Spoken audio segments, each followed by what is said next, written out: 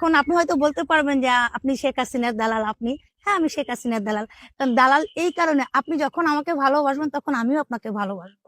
25 জন বিচারপতি নিয়োগ হয়েছে, একজন সনাতনী নিয়োগ হয়নি।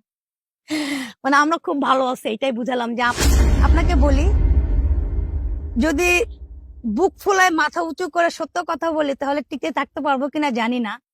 আমি একজন সুপ্রিম কোর্টের আইনজীবী। সুপ্রিম কোর্টের আইনজীবী হিসাবে আমি প্রথমেই আপনাকে, আমরা কতটা ভালো আছি আপনাকে আমরা ব্যাখ্যা দিই। এত বড় নিয়োগ, বিচারপতি নিয়োগ হয়েছে 25 জন। এরকম নিয়োগ, এত বড় একটা নিয়োগ সুপ্রিম কোর্ট এর আগে কখনো হয়নি, একসাথে 25 জন বিচারপতি। এখন আমরা সাধারণত জানি যে আমাদের একটা কোঠা থাকে, মানে 25 জনের মধ্যে নর্মালিও যদি আপনি কোঠা সিস্টেম করেন, আমরা 2 জন অবশ্যই পাই। 2 জন না দিলেও, যদি আপনারা যদি 2 জন নাও দেন, অন্তত একজন আপনারা দিতে বাধ্য। মানে রুলস অনুযায়ী বলতেছে যে আমরা কোঠায় পাই। সেই কোঠাতে 25 জন বিচারপতি নিয়োগ হয়েছে, একজন সনাতনী নিয়োগ হয়নি। মানে আমরা খুব ভালো আছি, এটাই বুঝালাম যে আপনারা মুখে বলতেছেন এক কথাই, এই সরকারের কথাই বলতেছি, মুখে বলতেছে সব সনাতনীদেরই আমরা ভালোবাসি, নিরাপত্তা দিচ্ছি, সকলে সুযোগ সুবিধা পাচ্ছে। আমি আমার সম্প্রদায়, আমি যেহেতু হাইকোর্টের একজন সনাতনী সম্প্রদায়, অনেকে বলবে না, কারণ এটা সবাই ভিতরে ভিতরে জানে। এখন 25 জনের মধ্যে কিন্তু আমাদের একজনকেও নিয়োগ দেওয়া হয়নি। এখন এটাতে যদি আপনি বলেন যে আমরা ভালো আছি, তাহলে ভালো আছি।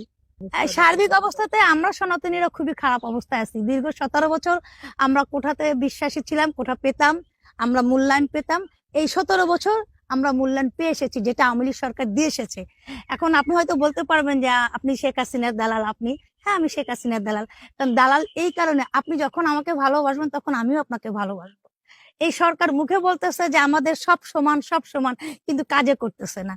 এটা তো বহুতবার, আমি মনে হয় বহুত সংগঠনে বহুত জায়গায় বলেছি যে এই সরকার প্রথমে সনাতন বিরোধী। যদি বলেন কেন, এই সরকার যখন শপথ গ্রহণ নিয়েছেন তখন শুধু কোরআন তেলাওয়াতকে মূল্যায়ন করেছেন, নট অনলি গীতা পাঠ, নট অনলি বাইবেল পাঠ, নট অনলি তীর্থপাঠ। মানে তার কাছেই মৌলবাদীদের, এবং এই সরকার কিন্তু মূলত মৌলবাদী, যেভাবেই বলেন না কেন।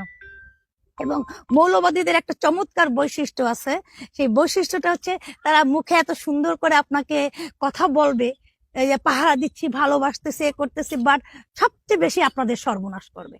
এবং তারা করেও আসছে। যেরকম এটাই আপনাকে বললাম, তারা আমাদের এতই মূল্যায়ন করে, আইন আদালতে এতই, মানে আইন আদালত না, মানে এতই মূল্যায়িত হয়েছে যে আপনারা আইন আদালতে 25 জন বিচারপতি নিয়োগ হয়েছে, একজন নেই।